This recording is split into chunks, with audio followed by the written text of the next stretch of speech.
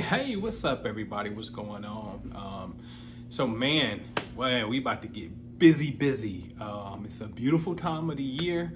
Fall is coming in like a week from now, which is absolutely my favorite season. We're talking about going into what's known as the Fall Equinox, okay? The autumn equinox, the first day of fall. It's very important to understand this because this is one out of only 4 cardinal gateways, okay? So the first day is spring equinox, 6 months later, where we at right now, fall equinox. Days and nights are even, okay? So our other extreme points is first day of summer, longest day of the year. Really, sometimes it's the last day of Gemini, but anyway, longest day of the year, summer solstice, shortest day of the year, winter solstice, okay? So, you know, we're in a magnificent time of balance right here, hence the Libra scales, what we about to get ready to go into, which is the first day of fall, Libra season, fall equinox. So there's an even amount of daylight hours to nighttime hours. And from this period of 3 months, we are about to enter a period of darkness. And then when we get to the winter, the days actually are slowly but surely about to start getting longer, all right? So we about to go on the last 3 months of losing light, okay? And so just important to understand. So speaking of that, this is what we gonna do in our Patreon. I'm bringing back an old school classic, baby, a throwback, okay? We're going to do a 28-day gratitude practice, okay?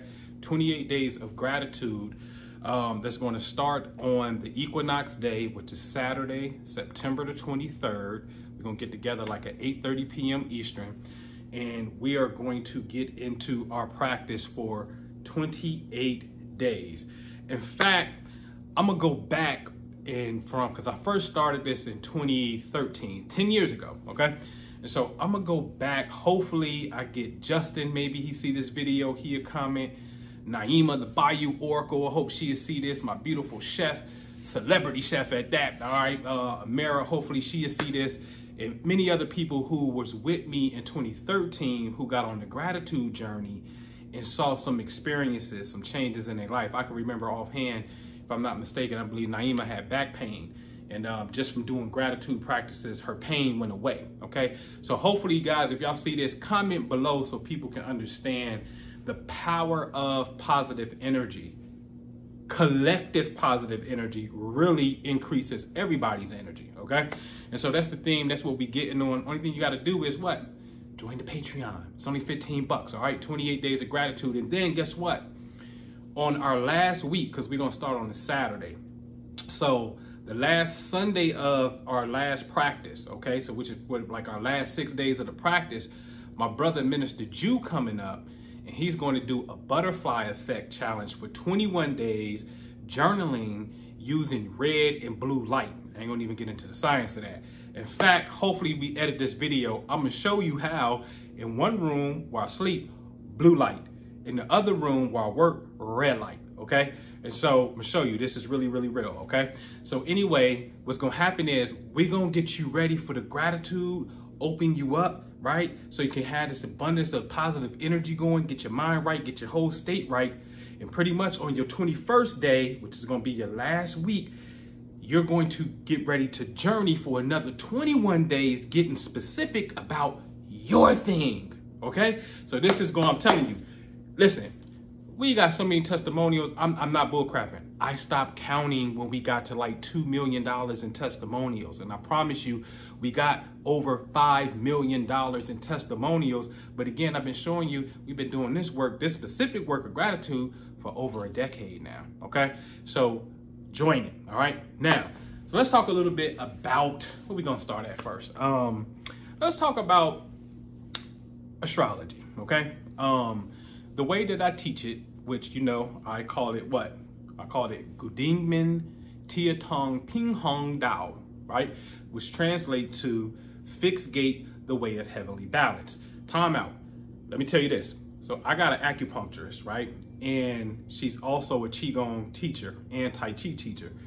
So yesterday, when I went to my Qigong class with her, I said, Nihama, and then she said, yes, that means hi. And I'm saying, you know, thank you to her and whatnot, Shishi, which is thank you and you're welcome, Bukechi. I even told her a word, shut up, right? And she started laughing. She was like, yes. She's like, you going to China? And I said, no, I'm just studying them. I'm in China in my head. I'm in China and whatnot. She was like really amazed. And it felt good, honestly, to know that, you know, I can teach myself Chinese and then, you know, go back and talk to somebody that's from that culture and they validate that is indeed correct and whatnot.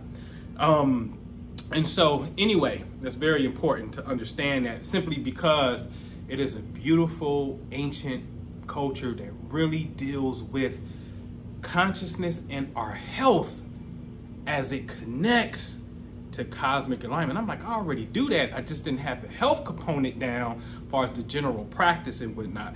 But this is why I call our system the fixed gate, okay, the way of heavenly balance, because there's things I've been sitting on for years and know how to implement, and I can see something that they doing, and we have some things. I'm like, oh, that's kind of similar to what we did in a sense. So it's just a beautiful system, okay?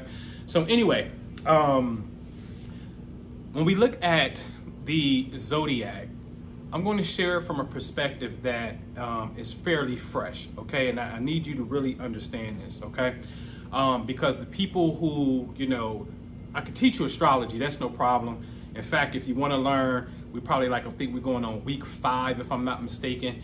But you can always go back and hit the links that's in the Patreon to watch the class. It's recorded, so you're not missing anything. If you was one of those people who didn't take advantage and jump in when it start, it's all recorded. It's back there, okay? So you still can get in on it, okay? So I don't have no problem showing you the actual way I believe we should look at it, okay? But then there's more of a deeper inner connecting, because we're getting into Libra season, so I had to put a little bit out there dealing with relationships. There's a way that we can connect with one another that's way more intimate, that really deals with the progression of what we need to be going for individuals and as couples, okay? So, all right. So if you understand the color wheel, okay? I'm gonna blend these two, astrology and chakras. I'm gonna blend it. If you understand the color wheel, there are only 3 primary colors in the entire visible spectrum of light, okay? These are red, the colors red, yellow, and blue, okay? So these are your 3 primary colors. These are the 3 mothers. And to a degree, they're really symbolic for the 3 cardinal, the 3 modalities of a zodiac sign. Cardinal signs that start a season, fixed sign that's in the middle of the season, mutable signs at the end of the season, okay? And that's how it goes. Aries starts, Taurus in the middle, Gemini ends the spring. Cancer starts the summer, Leo's in the middle, Virgo ends the spring. Libra starts the fall, Scorpio in the middle, Sagittarius ends the fall, okay? Then Capricorn starts the winter, Aquarius in the middle, and then Pisces ends the winter. So it's cardinal, fixed, mutable, okay? Well, these are really symbolic for your 3 primary colors, okay? Gotta understand that. Now, when the 3 primary colors start to intermingle, such as red and yellow creates orange, and red and blue creates purple, and yellow and blue creates green, these become what's called the secondary colors, okay? So now these 3 beget another 3, okay? Which is interesting, because if you understand this place that we live in, each season lasts for 3 months, okay? So now you got 3 signs per season: Aries, Taurus, Gemini, they do the spring. So 3 signs per season, cardinal, fixed, mutable, 3 primary colors. But when these 3 mix, they create another 3, right? Okay, and so now it's like, oh, okay, that's very interesting, because each season has 3 months. So the season lasts for 3 months, okay? All right, so now we have 6 colors in totality, okay? And so what's happening is the 6 colors are really, if you understand the zodiac, the first 6 signs: Aries, Taurus, Gemini, Cancer, Leo, Virgo. Those first 6 are really the foundation of the zodiac. The second 6 is just a mirror. Libra is opposite Aries. Scorpio is opposite Taurus. Sagittarius is opposite Gemini. Interesting. See, like Gemini is local learning, short travel. Sagittarius is higher education, college, universities, long travel, international travel. Even with Scorpio and Taurus, Taurus is money, but Scorpio is other people's money, joint bank accounts, insurance policies, and things like that, right? So they're a blend. The second half, Libra, Scorpio, Sag, Capricorn, opposite Cancer, okay? Aquarius, opposite Leo, Pisces, opposite Virgo. The second half is a higher octave than what? The first 6, okay? That's all it's talking about, okay? So if you Aries, Taurus, Gemini, Virgo, Leo, Virgo, guess what? Your higher self is the opposite sign, okay? For real, that's your higher octave, okay? And so once you understand this, we say, okay, now the wheel is complete. So watch this. If you're looking at a color wheel, when the primary colors intermingle with a secondary color, we get what's called what? How you say that? A tritary color, right? So you get like that red, orange, and stuff like that, right? And so when you count the total numbers on the outer wheel, it's now 12, which is symbolic for the 12 zodiac signs, because the signs are nothing more than starlight anyway. They're made of stars. So it's light, and light has what? Color, which is different vibrations. You got to understand how this place really works. It's a beautiful, beautiful, beautiful place, okay? Now that we see the color wheel is really talking about the creation of light, okay? Now let's move over to the chakra system. Now, the way I teach it is I wholeheartedly know and believe, okay, that the original translation has been lost over time, sort of just like the blue moon. The blue moon, they say, hey, it's 2 moons, full moons in the month of August.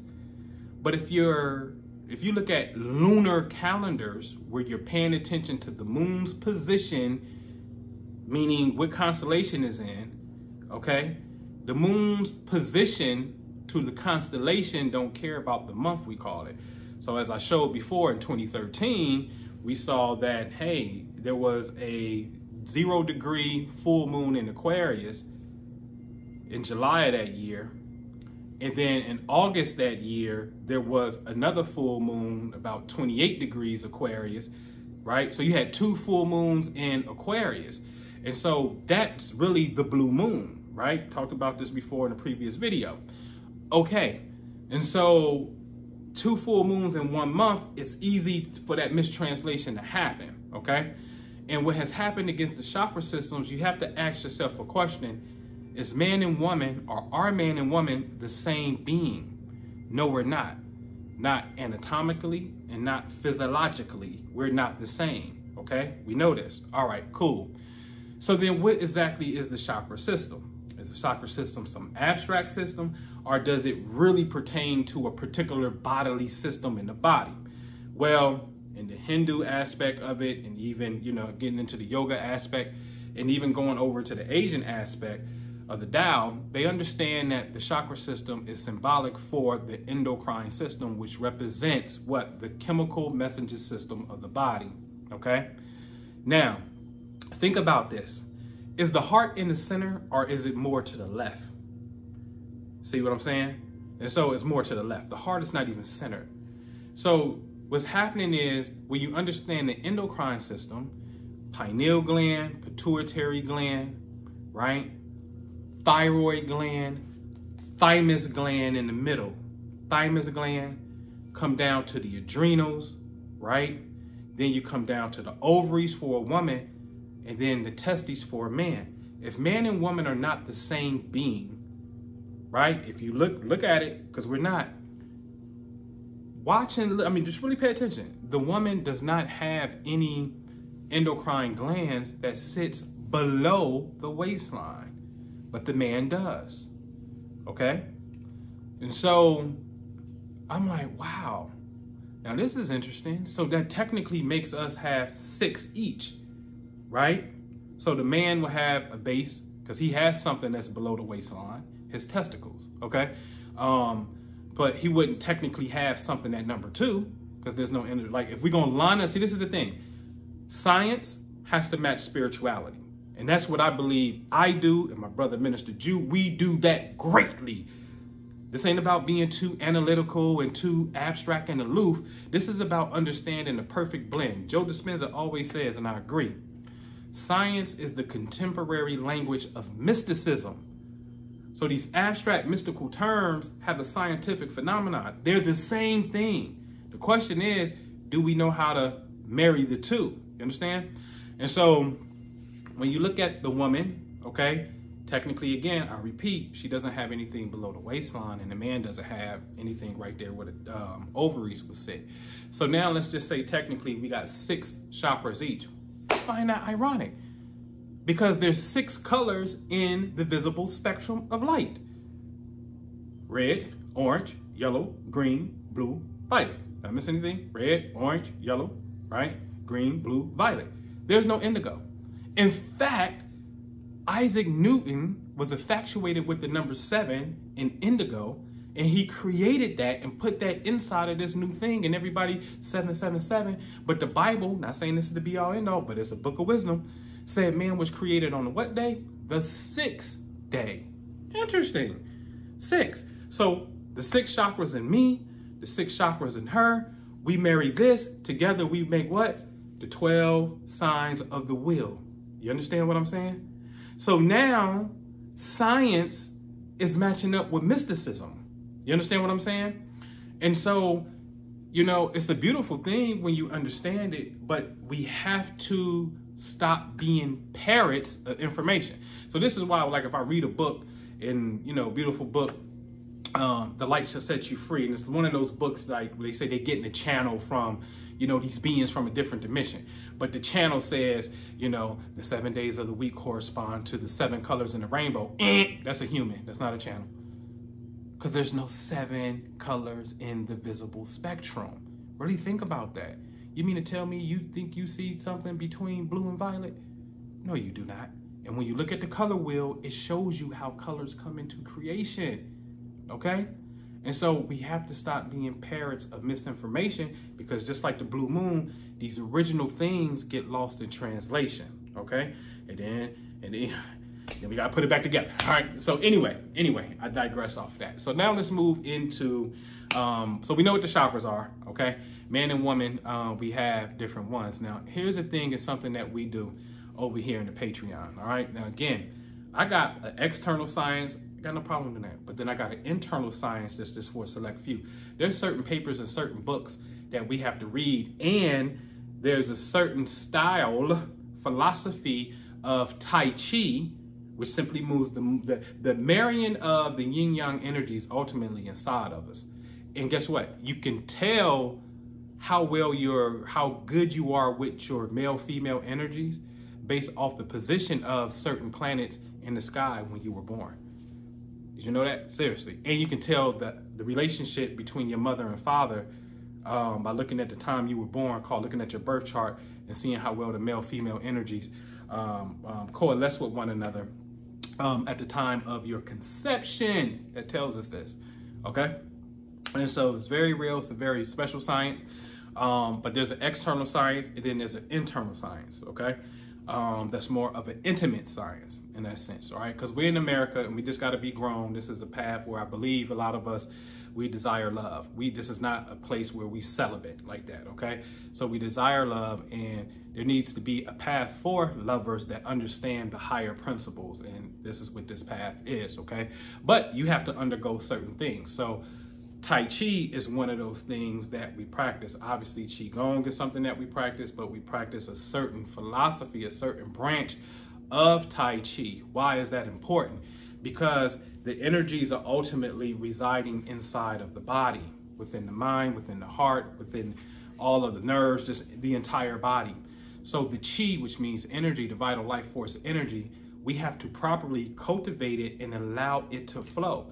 So if our energy is not at its optimum state, what possibly makes us think that we could be the best inside of a relationship where we got energy blockages in our body, which some of us may even turn into, you know, what we call disease, kidney issues, diabetes, high blood pressure. I had it from not eating the best again and whatnot, just doing things, right? And so it's like, you got to balance that out and you got to fix that. And you have to surrender to that, all right?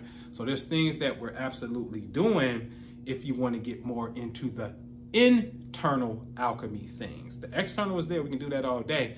And the way that you get there is ask, right? And you have to commit certain things to memory before it just comes to you in that sense, right?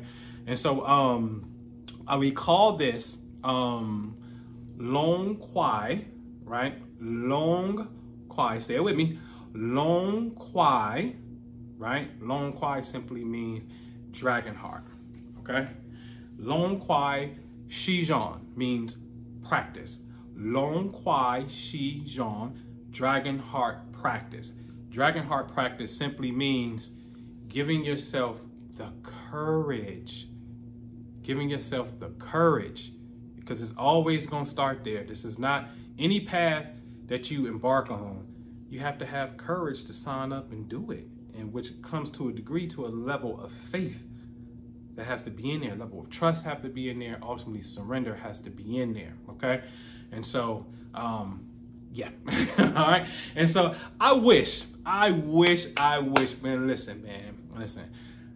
I wish I could share some testimonials that I have to really show you guys how powerful this is when I'm talking more of the sacred, intimate aspect of us working through and doing the dragon heart practice, working through our emotions and understanding the energy that we're feeling, right? And the reason why I say I wish is because I'm just gonna keep it a buck with you, right? You just have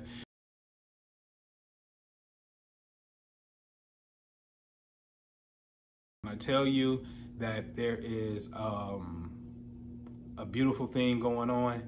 It's a beautiful thing going on. All right. So anyway, I'm not gonna hold you guys. All right, I'm at my max here. Hey man, like I said, this gratitude challenge is coming up next week on the Equinox portal point. Do something.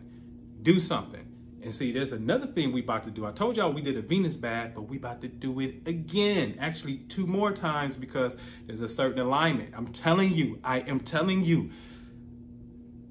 can show you Washington, D.C. and what stars it was aligned to when it was originally built.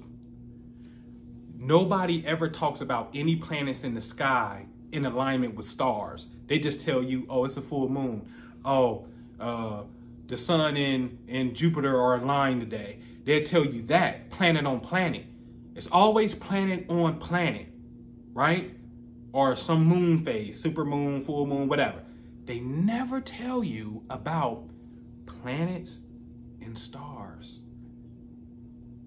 That's very interesting. That is very interesting. Because the stars, like the 12 constellations, is where the energy is at. It's just not the planet. It's the other energies, you see? So this is why you gotta, go a little bit deeper, okay? All right, man, so I'm out of here. Join the Patreon. Love to see you, all right? Peace.